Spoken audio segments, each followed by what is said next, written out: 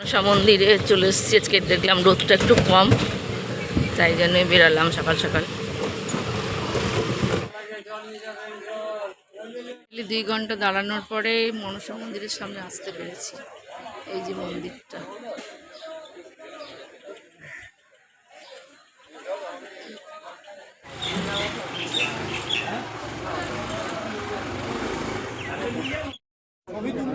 ছবি তুলিনি, ভিডিও করতে পারবো। হ্যাঁ, ভিডিও করতে বলছে।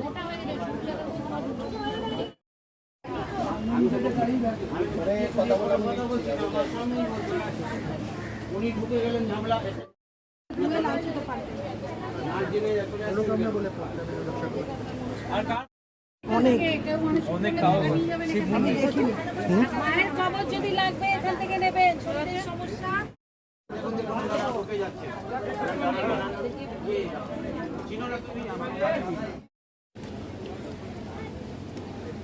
এখানে জল পড়ে দিচ্ছে, তাবিজও দিচ্ছে, হ্যাঁ ধূপকাঠিও দিচ্ছে।